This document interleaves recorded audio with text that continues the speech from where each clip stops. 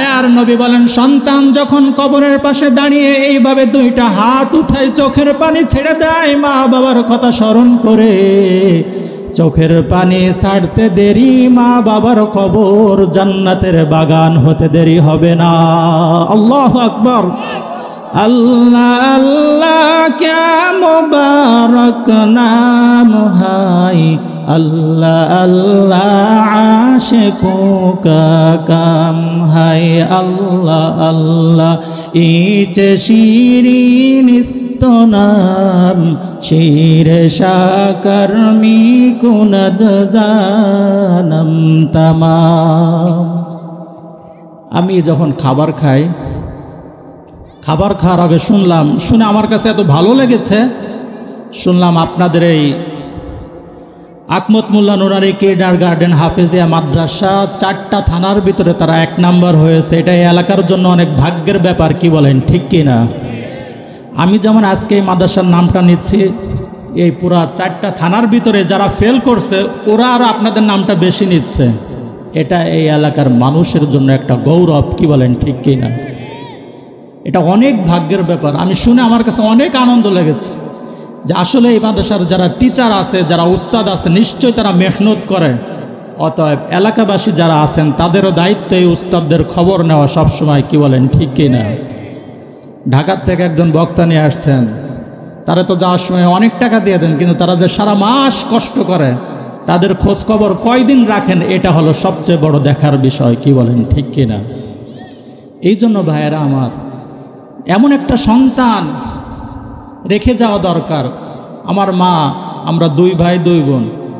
মার একটা ইচ্ছা ছিল, আব্বা জেনারেল শিক্ষিত, কিন্তু মার ইচ্ছা ছিল যে আমার 2টা সন্তান যাতে দিনের আলেম হয় এবং মেয়ে 2টাও যাতে আলেমের সাথে বিবাহ দিতে পারি, কারণ মৃত্যুর পরে যাতে এরা 4 জন কবরের 4 কোণায় দাঁড়িয়ে যাতে আমার আল্লাহর দরবারে হাত উঠায় চোখের পানি ফেলতে পারে। আল্লাহু আকবার।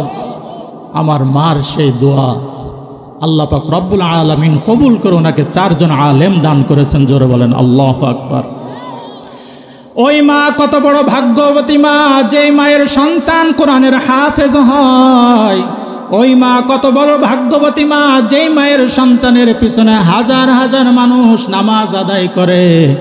এরে মুসলমান, ওই মা কত বড় ভাগ্যবতী মা, যেই মায়ের সন্তানের সামনে হাজার হাজার মানুষ বয়ান শুনতে থাকে, মানুষের হেদায়েত হয়।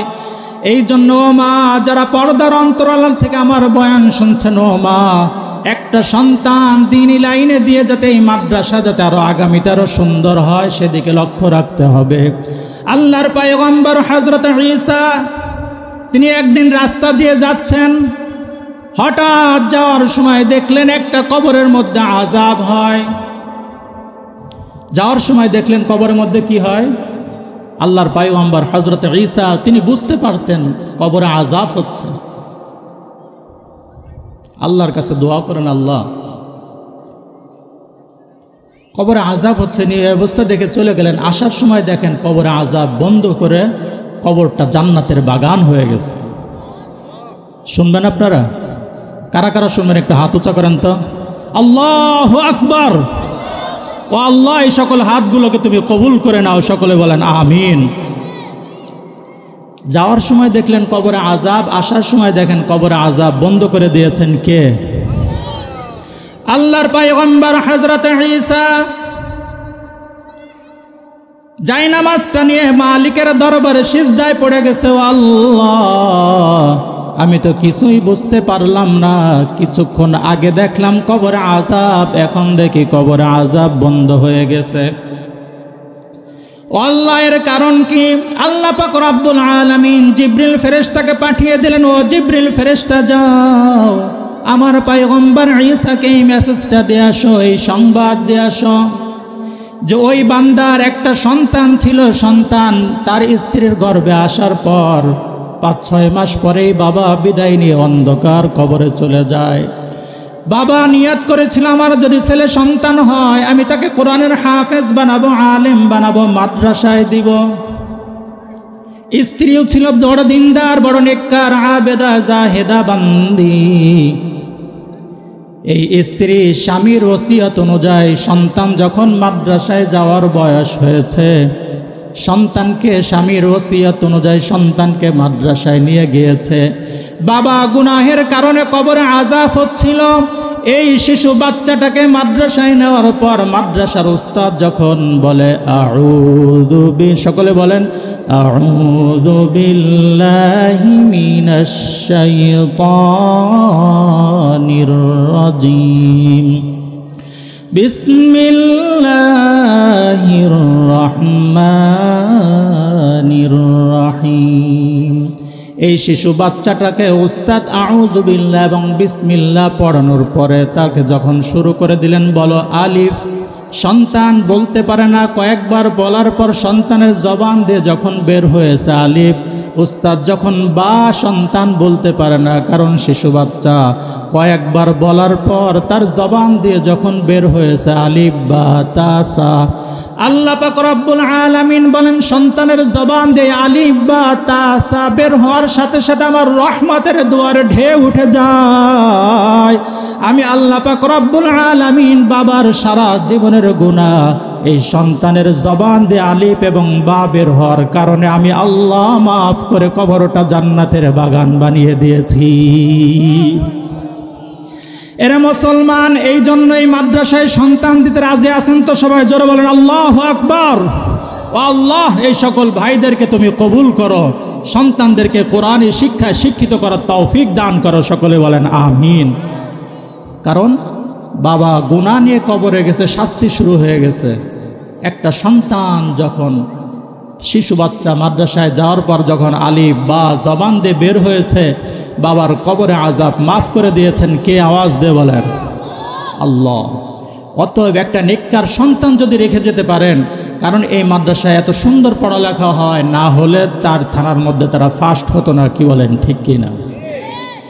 এই জন্য রে মুসলমান, কবর এমন একটি জায়গা, দুনিয়াতে অপরাধ করার পর থানায় যাওয়ার পর এদিক সেদিক করলে মাপ পাওয়ার সুযোগ আছে। কি বলেন, ঠিক কি না?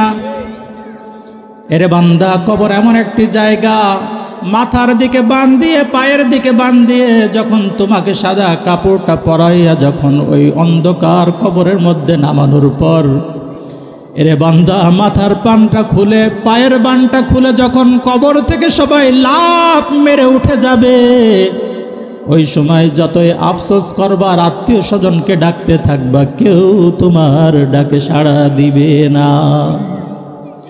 কারণ সবাই লাফ দিয়ে উঠে মাটি চাপা দিয়ে যার যার মতো চলে আসবে। ডানে মাটি, বামে মাটি, সামনে পিছনে শুধু মাটি আর মাটি।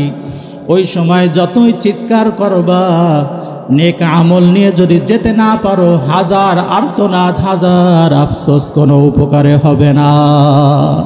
মায়ার নবী বলেন, যদি গুনাহগার হয় 2 পাশের মাটির এমন ভাবে চাপ দিবে, এক পাশের পাজরের হাড্ডি অন্য পাশের মধ্যে ঢুকে যাবে রে মুমিন। এই জন্য সময় থাকতে জীবনের মধ্যে পরিবর্তন আনতে হবে।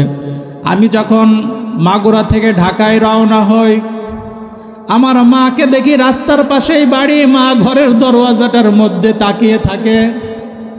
যতক্ষণ পর্যন্ত বাসে না উঠি ততক্ষণ পর্যন্ত মা ওই জায়গায় দাঁড়িয়ে দাঁড়িয়ে চোখের পানি ফেলতে থাকে। যেদিন আমার মনে হয় মা যেদিন থাকবে না, আর কেউ ওই দরওয়াজার মধ্যে দাঁড়াবে না, আমি রওনা হওয়ার পর এতবার ফোন দেয়, অনেক সময় বিরক্ত হয়ে যায়। একটু পরে ফোন দেয়, বাবা কোন জায়গায় আসছো, কোন পর্যন্ত আসছো। যেদিন মনে হয় মা থাকবে না, ওই দিন আর কেউ আমাকে ফোন দিবে না। এরা মুসলমান, এই জন্য কবর এমন একটি জায়গা। গত 6-7 বছর আগে বরিশালে যখন সিডর হয়েছিল, হঠাৎ যখন পানির চাপ বেড়ে যায়, কেউ কারোর আপন নয়, মানুষের ঘর বাড়ি যখন তলিয়ে যেতে শুরু করে, বাস্তব কথা বলছি, বানাই বলছি না, আপনারা জাতীয় নিউজে দেখেছেন। স্বামী স্ত্রী 2টা বাচ্চা, 2 জন পরামর্শ করলে এখন বাসায় থাকার সুযোগ নাই, চলো ঘর থেকে বের হয়ে যায়। স্ত্রী বলে, আমি তো মহিলা মানুষ, আমি আমাকে নিয়ে বের হই, তুমি 2টা বাচ্চা 2 হাতে নিয়ে বের হও, দেখো কি করা যায়। এর মুসলমান, মা বাবা এমন এক নেয়ামত, মা বাবা কখনো চায় না মা বাবার সামনে সন্তান বিদায় হয়ে যাক। আওয়াজ দিয়ে বলেন ঠিক কিনা?